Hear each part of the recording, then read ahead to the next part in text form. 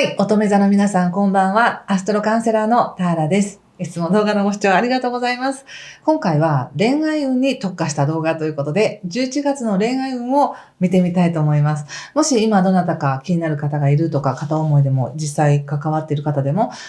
気になる方がいらっしゃる方はその方のことを思い浮かべて聞いていただけたらと思いますし、また今何もないよという方も、これから11月どんな出会いがあるのかなということも見ていきますので、ぜひ最後までご覧ください。そして、今回ね、乙女座の皆さん、たくさん、前回の恋愛に特化した動画見たいよということで、コメントたくさんありがとうございました。ぜひ、どうだったかという感想もコメントいただけたら嬉しいです。じゃあ行きましょう。よろしくお願いします。付き合いが短いとかね、長いとかに関係なく、今のこの運の中で、お互いの状況の中でどういった関わりがあるかっていうところで見ていきますのでね。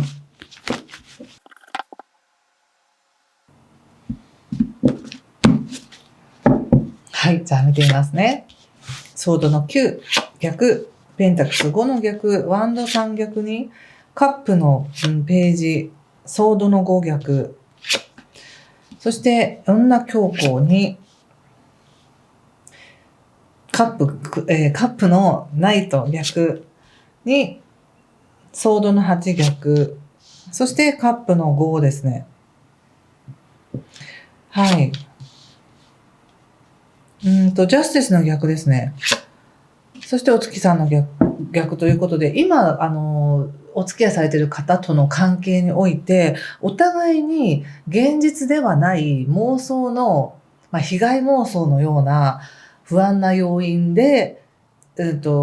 不安な要因の空気が流れているっていう感じがします。だから事実がどうとかっていうよりも、もうそれが見えないぐらい、曇った空気っていうかね、そういう空気感っていうのかな、そういうものが漂っていて、お互いに不安になっているって感じがしますね。どちらかが絶対にこれで大丈夫なんだとか、相手がどうであれ自分はすごく思ってるんだとか、何かどしっとしたエネルギーがあれば、なんとなくそのどしっとしたエネルギーに傾いていくんですけれども、今お互いに不安定っていう感じがします。ただ、乙女座の皆さん自身が、なんだか本当に芯の部分が揺れているって感じがあって、本当にこの人のことをずっと思い続けてていいのとか、もう逆にこんなに思っているのに自分は何にも報われないとか、なんだか自分が好きで、その人のと関わっているにもかかわらず、なんだか自分が損をしているような、思い続けていること自体が、なんだか自分を苦しめていたり、自分が何かエネルギーを漏れているような、エネルギーが漏れているような感覚がしたりして、自分がまるで損をしてるかのような気持ちになってるんじゃないかなって感じがします。よくよく考えてみたら、いろんな理由とか、そういう不安な材料とか全部取っ払ってよくよく考えてみたら、この人に会えて本当に良かったっていうその存在そのものに、感謝したくなるような、存在だと思うんですけれども、それを忘れてしまうぐらい、なんだか今はちょっとナイーブになっているのか、自分ばっかりが何かを差し出しているとか、自分がやったことが良くなかったみたいな、なんだか自分を責めているみたいな感じがすごくありますよ。で、その態度や言動や雰囲気っていうものが、相手も不安にさせるみたいな感じがあるんですね。で、相手は、もっと未来を考えているというか、そんな好きとか、立場がどうとか、どういうつながりとか、そういう理由とか全然関係なしに、一緒に見ている未来があるみたいな感じがするんです。そして、本来だったらもちろん、優しくしてあげたいとか、感謝を言いたいとか、もっと喜ばせてあげたいっていう思いあるんですけれども、でも、それを言うのもちょっと恥ずかしいみたいな感じもありますね。例えば自分の思いが10あるとしたら、10のこの溢れてる思いがあるとしたら、半分以下しかそれを乙女座の皆さんに伝えていないっていう感じがするんです。それでもまだ伝えてる方だと思うんですけれども、ちょっと肩透かしのような感じで、何を言ったとしてもネガティブに受け止められたりとか、あんまり何を言ったとしても乙女座の皆さんが喜んでいないような感じがして、何を言っても一緒なのかな、だったらもう何も言わない方がいいのかな、みたいな感じがしますよ。なので、非常にお互いにお互いのことを推測して、そして、相手に合わせた行動を取ろうとしている。相手がそうならそうしますよ。そうだったらこうしますよ。みたいな感じで推測し合って、そして今不穏な、なんとなく不安定な感覚があり、この不安定な感覚が、居心地が悪いがゆえに、正論とか理屈とか、そういったもので立て直そうとしているっていう感じなんですけど、一番大事なのってやっぱりハートだと思うんですよね。本当はどう思ってるよとか、本当は大事に思ってるよとか、そういうことをちょっと忘れがちなのかなって感じがしました。なので、対策としてちょっと気をつけることを見ていますね。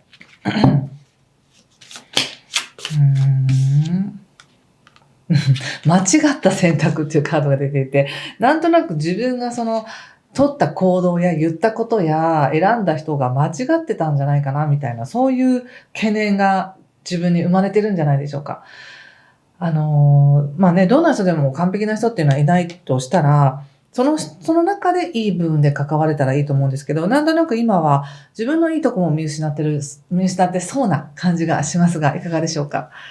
間違った選択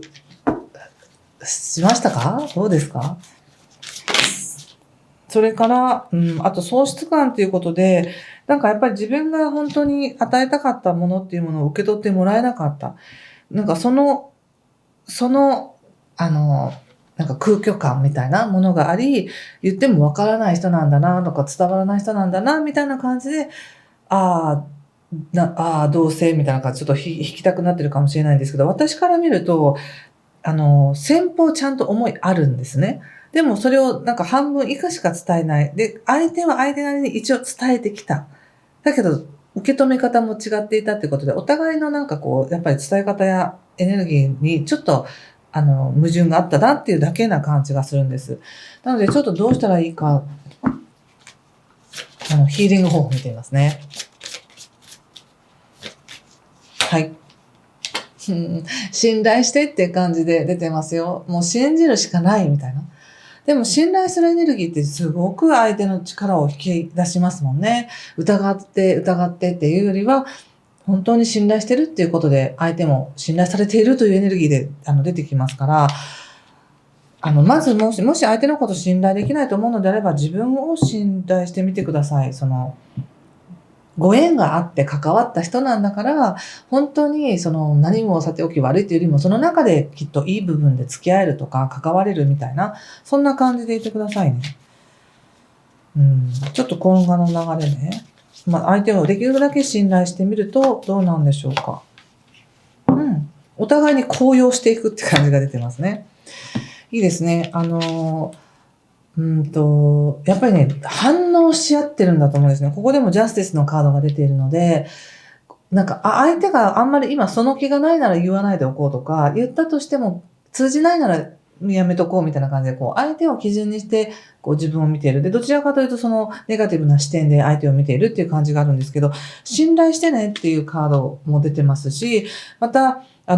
自分から問いかけてみたり、歩み寄ってみたりとかすると相手も反応するよっていう感じが出てるんですね。そしてやっぱりそこに愛があるんじゃないですかみたいなメッセージが出ているので、ちょっと今のこの不穏な空気っていうのは自分の見え方によって一気にそれは晴れてくる。やっぱりキーカードがお月さんの逆なのでね、お月さんっていうのはもやもやっとしたカードなんですけど、逆位置っていうのは霧が晴れてくるよって、真実が見えてくるよっていうカードなので、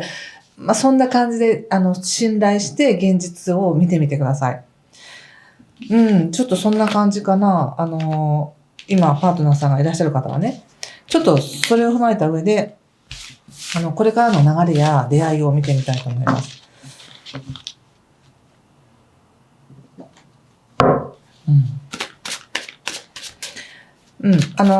この人みたいなね、関わってる人がいる方は、その方との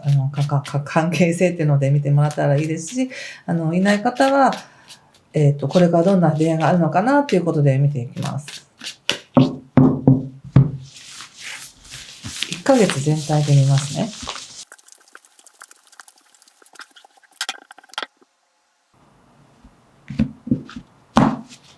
はい、じゃあ見てみますね。カップの3、ペンタキル4逆、ワンド4逆、カップキング、ソードエース逆、ストレングス、カップ2の逆、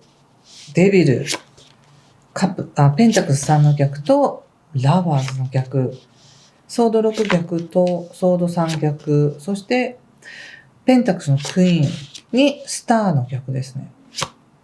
そしてオラクルはワンドのナイト逆です。まず今、めぼしい人というかね、今思い浮かべている方がいらっしゃる方にとっては、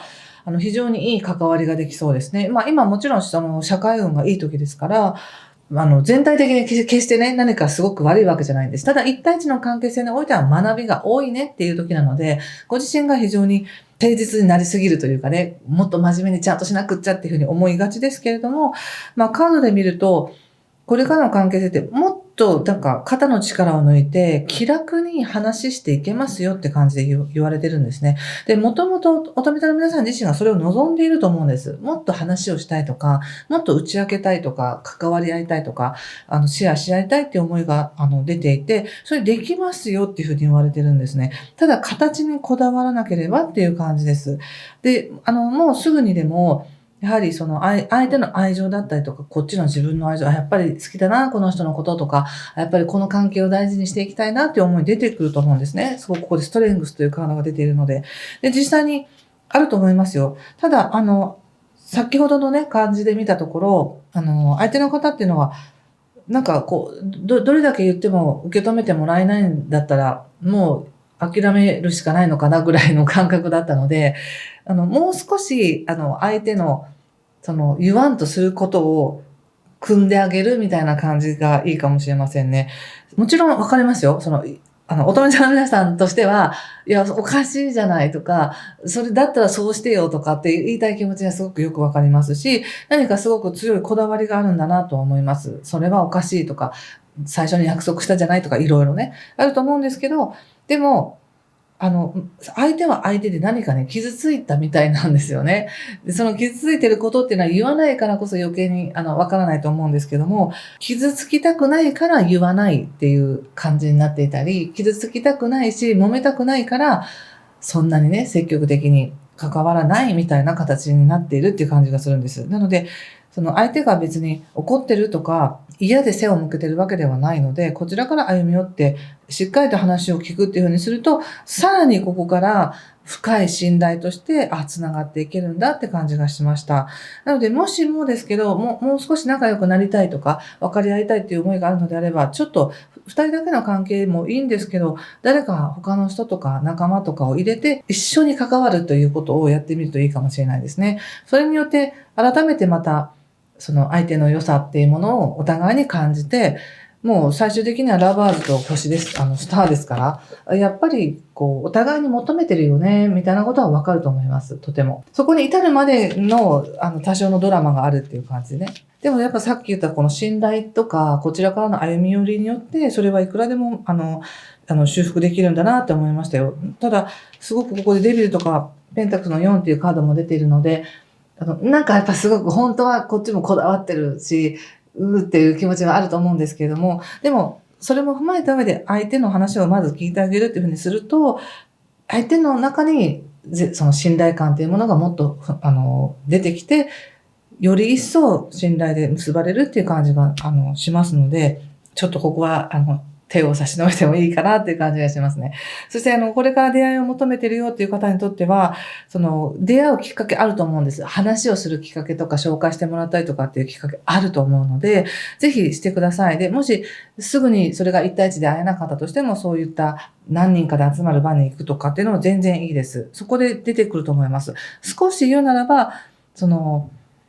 最初はね、あんまりちょっとタイプじゃないって感じがするんですね。というよりも、最初から相手がグイグイ来るかというと来ない。どっちかというと遠い感じの存在で、こっちがちょっといいなとか話してみたいなと思っても、向こうはその気はあんまないっていう感じがすると思うんですけども、でも何かの、仲介役のね、お膳立てだとか、何かによって話をしたらそこで一気にね、そうなんだみたいな感じで強いコネクションっていうのがそこに生まれる感じがするんですね。で、それによって、もっと知りたい。お互いのこともっと知りたいみたいな感じになって、一気につながってくる感じがすごくあるんですが、ただ、乙女座の皆さんの中で、じゃあ相手がすごく理想に近い人かっていうと別にそういうわけではないので、普通に話をするだけだったらいいけど、実際にパートナーとしてはどうなのかな、みたいな感じでちょっと思いそうですね。でもいいじゃないですか、話をしていけば。最初から 100% バッチリ理解できるなんてないと思って、軽く話をできればいいかなということで話をしていってください。すごく勢いがありますので、この時期実際に関わったりとか話をする機会っていうのはあると思いますよ。ということで、もう一枚オラクルカード引いてみようかな。どうですかね、こんな感じで何か参考になりますでしょうか。もし参考になりましたという方は、ぜひいいねボタンやコメントで教えていただけると嬉しいです。11月の乙女座さんの恋愛ね。これかな、やっぱり。チルドレンというカードが出てますが、もしかしたら今の恋愛観っていうものは、自分の子供時代のことが影響してるかもしれないし、実際に今いるお子さんたちのことが影響してるかもしれませんね。何か子供っていうものがキーワードになってる。または実際の子供じゃなくても、家族のように一緒に過ごしているワンちゃんとか、猫ちゃんとか、そういったのも含めですね。何か自分が例えば子供の頃に本当に大事にしていたものだったり、大事にしたい愛着のあるものだったりというものがすごく影響してるかもしれませんね。そんな感じです。でもね、カップの2も出てますし、ワンドの4も出てますし、ストレングスも出てるので、恋愛のチャンスは大いにあります。大いにあります。ぜひご自身の愛の力で変わるよっていうことを思い出して楽しくお過ごしください。ということでここまでにしておきます。今回も最後までご視聴ありがとうございました。失礼します。